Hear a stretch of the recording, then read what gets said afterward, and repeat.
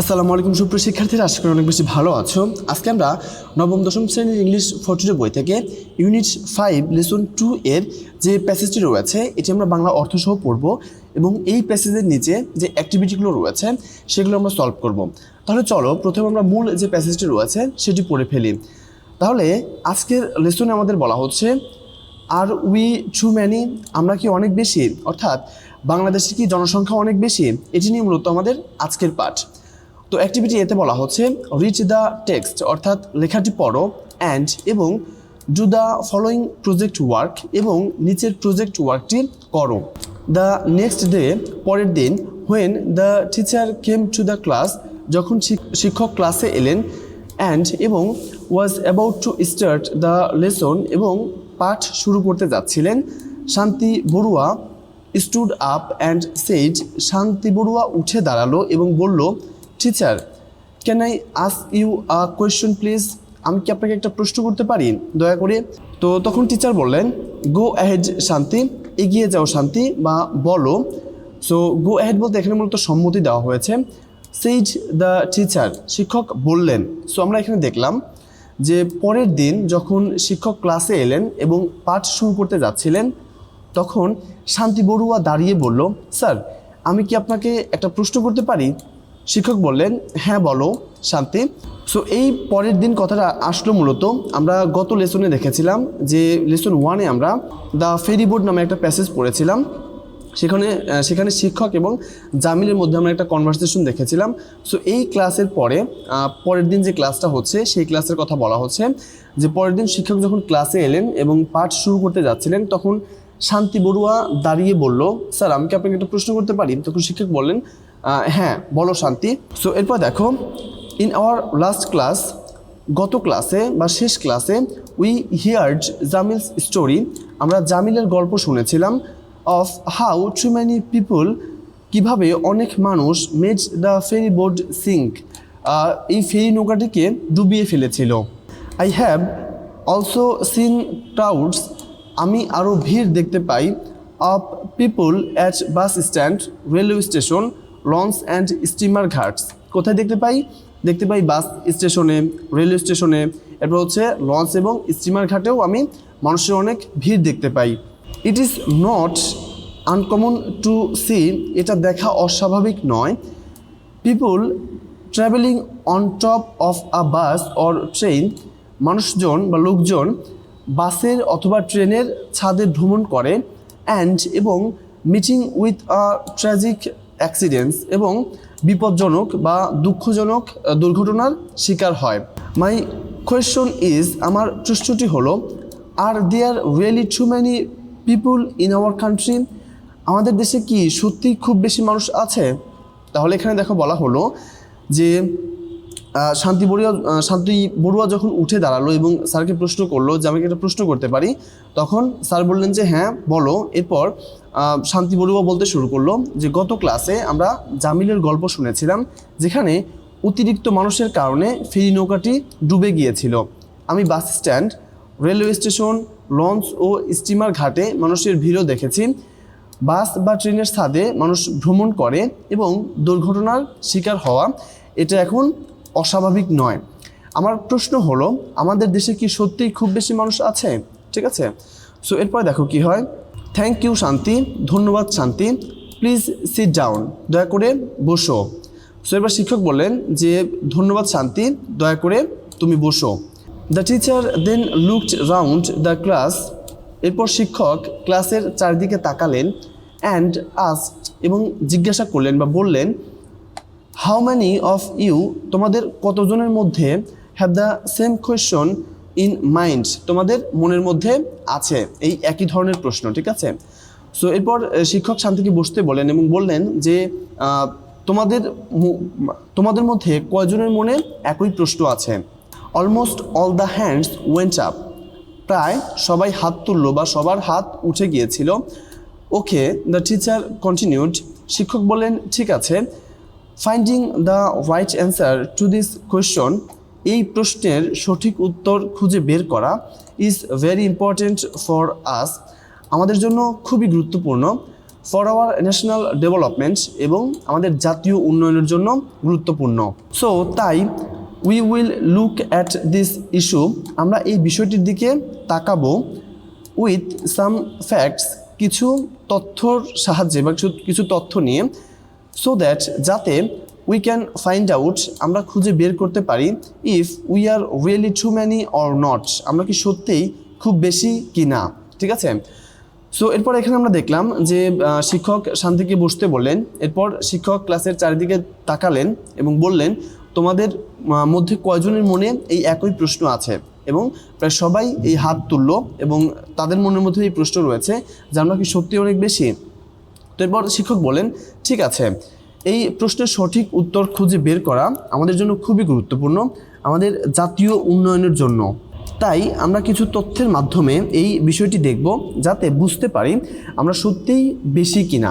ঠিক আছে, সো এরপর দেখো প্রজেক্ট ওয়ার্ক, একটা এখানে প্রজেক্ট ওয়ার্ক দেওয়া রয়েছে, বলা হচ্ছে ডিসকাস ইন গ্রুপস, অর্থাৎ দলবদ্ধভাবে বা দলীয়ভাবে আলোচনা করো, অ্যান্ড এবং carry out survey on the topic too many people, অর্থাৎ অতিরিক্ত মানুষজন এই টপিকের উপর বা এই শিরোনামে একটা জরিপ করো।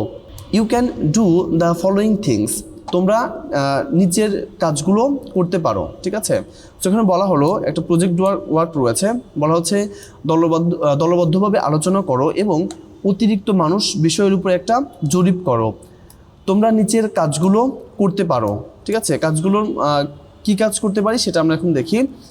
Select only one small area, ছোট একটা এলাকা নির্বাচন করো, সাচ অ্যাজ, যেমন your village or locality in the town or city where you live, অর্থাৎ তুমি যেখানে বাস করো সেই বসবাসের স্থানের একটা ছোট গ্রাম বা একটা জায়গা নির্বাচন করো। ফাইন্ড আউট ইটস এরিয়া, এবং এটার আয়তন বের করো।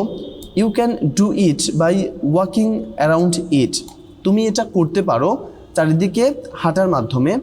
অ্যাট নর্মাল স্পিড, একটা স্বাভাবিক গতিতে।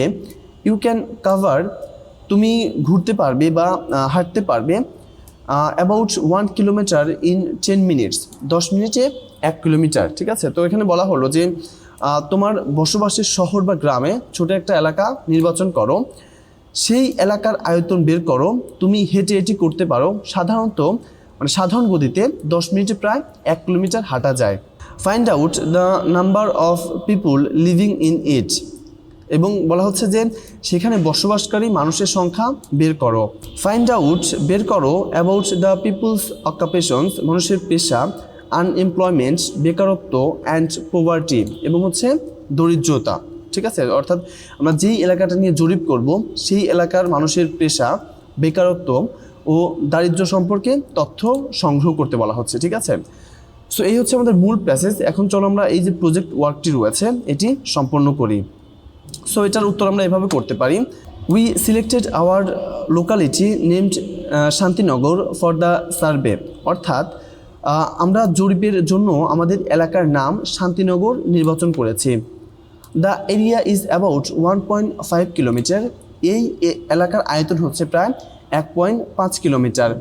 অ্যান্ড এবং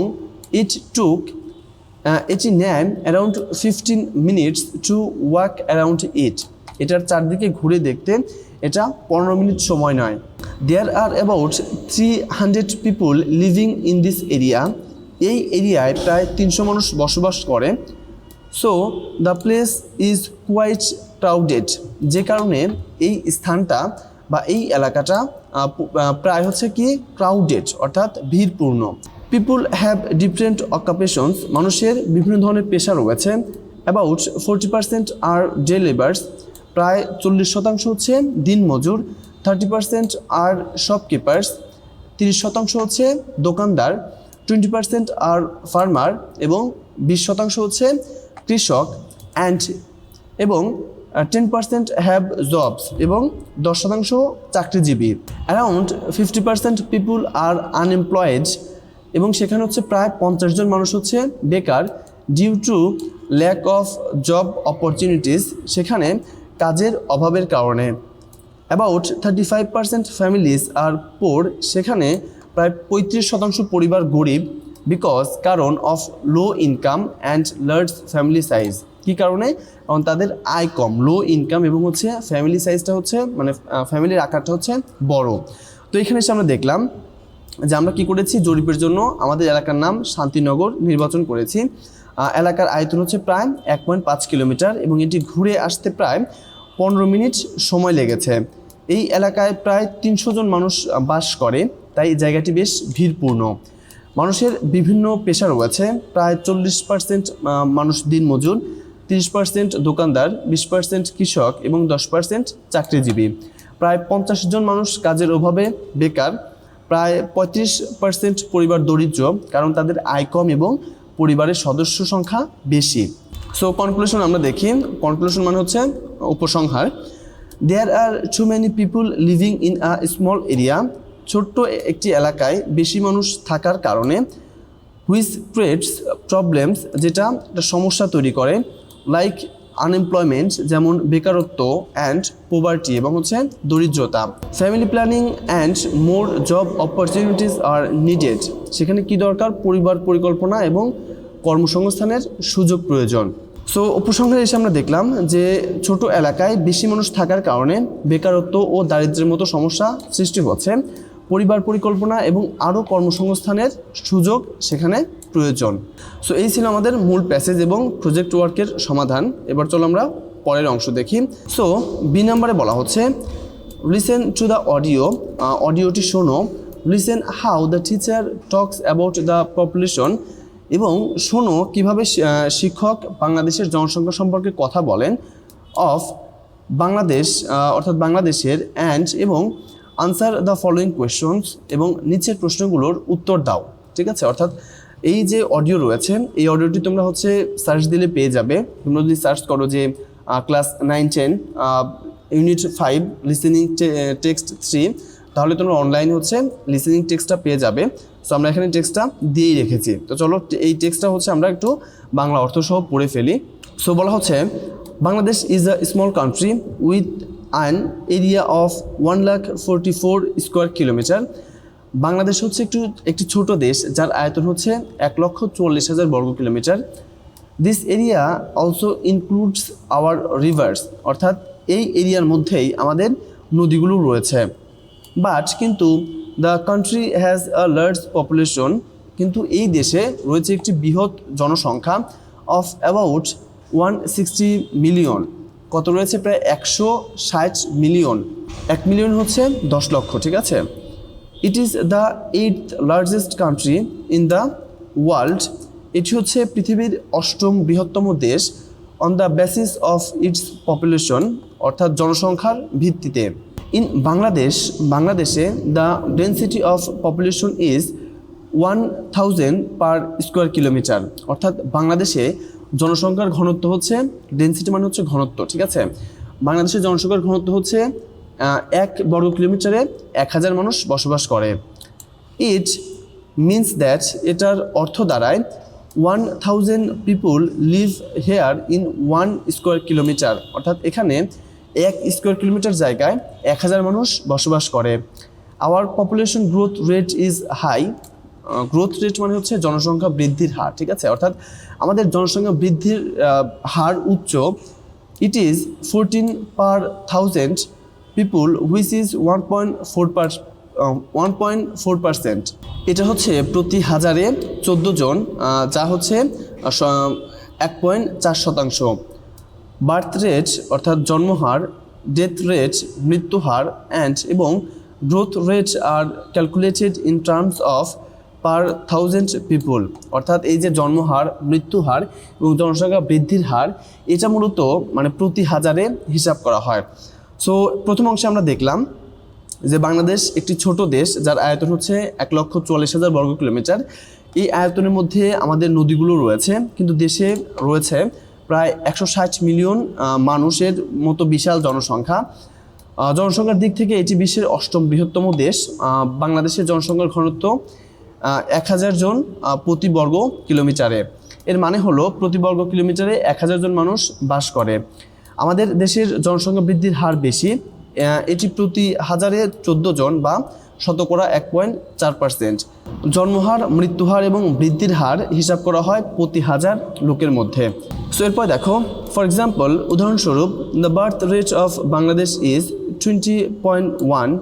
বাংলাদেশে জন্মহার কত? 20.1।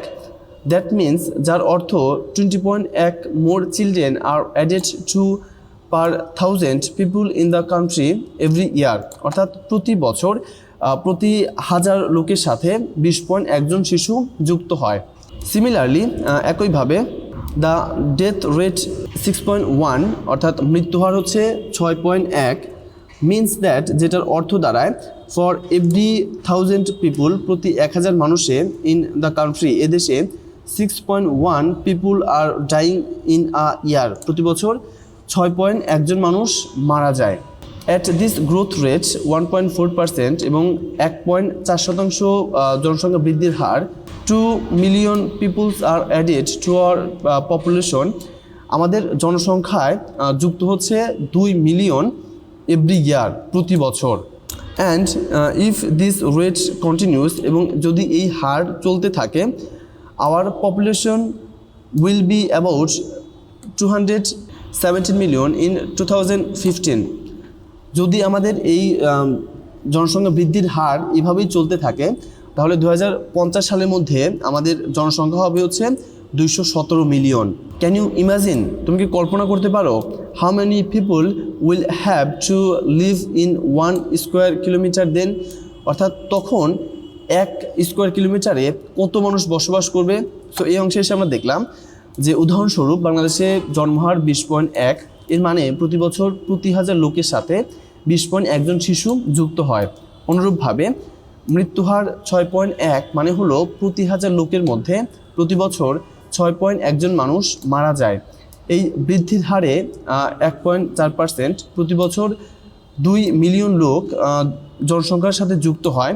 আর যদি বৃদ্ধির এই হার চলতে থাকে, তবে 2050 সালের মধ্যে বাংলাদেশের জনসংখ্যা হবে 217 মিলিয়ন। তুমি কি কল্পনা করতে পারো প্রতি বর্গ কিলোমিটারে কতজন লোক বাস করতে হবে তখন? ঠিক আছে। সো এবার আমাদের এখানে কিছু প্রশ্ন রয়েছে, বলা হচ্ছে questions, tick the best answer, অর্থাৎ সঠিক উত্তরটি নির্বাচন করো। সো 1 নম্বর প্রশ্ন বলা হচ্ছে, Bangladesh is a small country. Bangladesh একটি ছোট দেশ, বিকজ, কারণ, its land area is small, কারণ বাংলাদেশের আয়তন ছোট। Density of population in any country means, অর্থাৎ একটি দেশের জনসংখ্যার ঘনত্ব বলতে বোঝায় number of people living in 1 square kilometre, অর্থাৎ প্রতি বর্গ কিলোমিটারে কতজন মানুষ বাস করে। Our yearly population growth rate is, অর্থাৎ আমাদের বাংলাদেশে বার্ষিক জনসংখ্যা বৃদ্ধির হার কত? সেটা হচ্ছে 1.40%। আওয়ার বার্থ রেট ইজ, আমাদের হচ্ছে জন্মহার কত পার 1000, অর্থাৎ প্রতি 1000-এ, সেটা হচ্ছে 20.1। What will be the size of our population in 2015? 2050 সালে বাংলাদেশের জনসংখ্যার পরিমাণ কত হবে? এটা হবে হচ্ছে 217 মিলিয়ন, অর্থাৎ 217 মিলিয়ন। সো এরপরে অ্যাক্টিভিটি সিতে বলা হচ্ছে, লিসেন এগেইন, আবার শোনো, অ্যান্ড এবং আনসার দিস কোয়েশ্চনস, এবং এই প্রশ্নগুলোর উত্তর দাও। সো আমরা যে এখানে যে লিসেনিং টেস্টটা দেখলাম, এটা হচ্ছে আবার শুনতে বলা হচ্ছে, এবং বলা হচ্ছে নিচের প্রশ্নগুলোর উত্তর দাও। সো 1 নম্বর প্রশ্ন বলা হচ্ছে, how do you get the population growth rate of a country? অর্থাৎ তুমি কিভাবে একটি দেশের জনসংখ্যা বৃদ্ধির হার পাবে? ঠিক আছে। সো এটার উত্তর হবে, কান্ট্রিজ পপুলেশন গ্রোথ রেট, একটি দেশের জনসংখ্যা বৃদ্ধির হার ইজ ক্যালকুলেটেড, হিসাব করা হয়, বাই সাবস্ট্রাক্টিং, বাদ দিয়ে, দ্য ডেথ রেট, অর্থাৎ মৃত্যুর হার, ফ্রম দ্য বার্থ রেট, জন্ম হার থেকে, অর্থাৎ জন্মহার থেকে মৃত্যুহার বাদ দিলে জনসংখ্যা বৃদ্ধির হার পাওয়া যায়। সো এটা আমরা সহজেই বুঝতে পারতেছি যে একটা দেশে কী পরিমাণ মানুষ জন্মগ্রহণ করতেছে এবং কী পরিমাণ মানুষ মৃত্যুবরণ করতেছে, এই জন্মহার থেকে মৃত্যুহারটা বাদ দিলে হচ্ছে আমরা জনসংখ্যা বৃদ্ধির হার পাবো। Why will the population of Bangladesh be so large in 2015? কেন বাংলাদেশের জনসংখ্যা 2050 সালে অনেক বৃদ্ধি পাবে বা বড় হবে? সো এটার কারণ কি? Because the birth rate is still higher, কারণ এখনও জনসংখ্যা বৃদ্ধির হার অনেক বেশি, দেন দ্য ডেথ রেট, মৃত্যু হারের চেয়ে। So the population keeps increasing every year, যে কারণে জনসংখ্যা প্রতি বছর বৃদ্ধি পাচ্ছে। সো এরপরে আমরা পরের যেটি রয়েছে অ্যাক্টিভিটি ডি সেটি সলভ করি। বলা হচ্ছে রিড দ্য চার্ট, নিচের ছকটি পড়ো অ্যান্ড এবং ফিল দ্য গ্যাপস এবং শূন্যস্থান পূরণ করো with information from the table, এবং এই যে টেবিল রয়েছে এই টেবিল থেকে হচ্ছে তথ্য নিয়ে এই গ্যাপটা পূরণ করতে হবে। এখানে আমাদের কিছু গ্যাপ রয়েছে, এগুলো পূরণ করতে হবে। Use comparatives and superlatives where necessary, অর্থাৎ যেখানে প্রয়োজন সেখানে কম্পারেটিভস এবং সুপারলেটিভস ব্যবহার করতে হবে। সো আমরা কম্পারেটিভস এবং সুপারলেটিভস এই দুইটা জিনিস ডিগ্রির মধ্যে পড়েছি, তাই না? অর্থাৎ যে জিনিসটা মূলত হচ্ছে তুলনা করা। দ্য টেবিল শোজ ফ্যাক্টস, টেবিলটি হচ্ছে কিছু তথ্য দেখায় about some countries including Bangladesh, সেখানে বাংলাদেশ সহ কিছু দেশের তথ্য দেখায়। সো এখানে আমরা বাংলাদেশ দেখতে পাচ্ছি, শ্রীলঙ্কা, ইন্ডিয়া এবং চায়না, এই চারটি দেশের কয়েকটি বিষয়ে তুলনা করা হয়েছে। যেমন দেশগুলোর হচ্ছে আয়তন কত, এখানকার জনসংখ্যা কত, এখানে জনসংখ্যার ঘনত্ব কত, জন্মহার, মৃত্যুহার এবং হচ্ছে জনসংখ্যা বৃদ্ধির হার এখানে হচ্ছে দেওয়া হয়েছে।